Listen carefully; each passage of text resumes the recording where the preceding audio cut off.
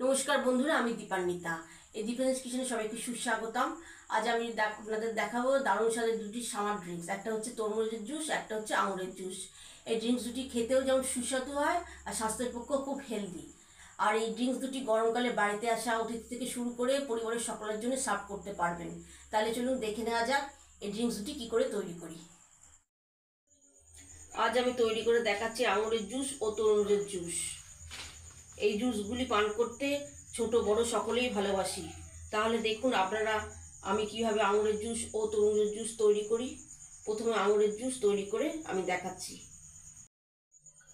প্রথমে আঙুরের জুস তৈরি করতে 400 গ্রাম আঙুর নিয়েছি, 2 চামচ লেবুর রস নিয়েছি, 2 চামচ চিনি নিয়েছি, আর 4 ভাগের 1 ভাগ বিট নুন নিয়েছি। প্রথমে মিক্সির জারে 400 গ্রাম আঙুর দিলাম,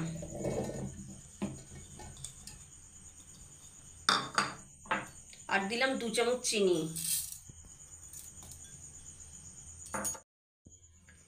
তারপরে দিলাম 2 চামচ লেবুর রস, আর দিলাম 4 ভাগের 1 ভাগ বিট নুন।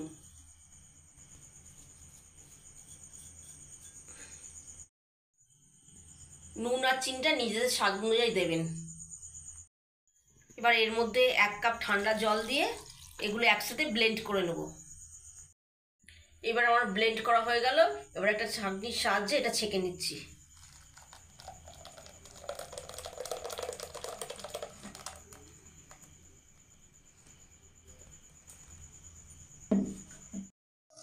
এবার একটা চামচ দিয়ে আমি এবার জুসটা বার করে নিচ্ছি।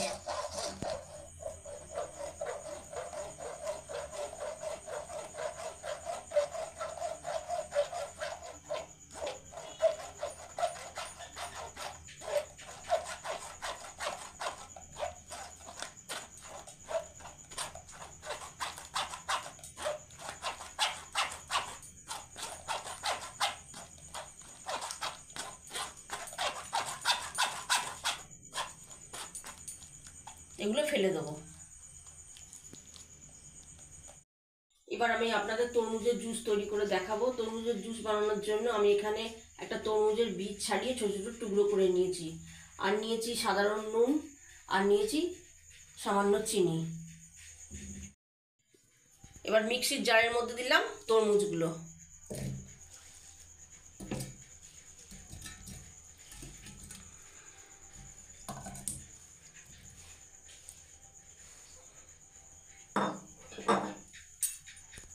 আর দিচ্ছি নর্মাল নুন। এই নর্মাল নুনের বদলে আপনারা বিট নুনও দিতে পারেন। আর দিলাম চিনি। এই চিনির বদলে আপনারা মধুও দিতে পারেন। তরমুজ থেকে এমনিতেই জল বেরোয়, তাই এর মধ্যে এক্সট্রা জল আর দিলাম না।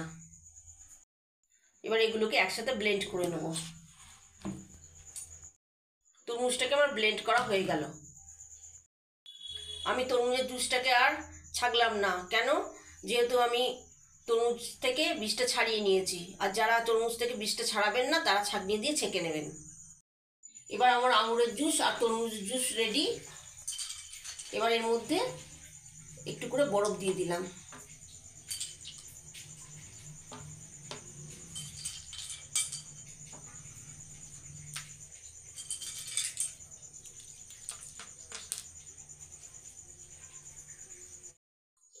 তাহলে দর্শক বন্ধুরা দেখলেন আমি কত সহজেই দুটি জুস তৈরি করে ফেললাম।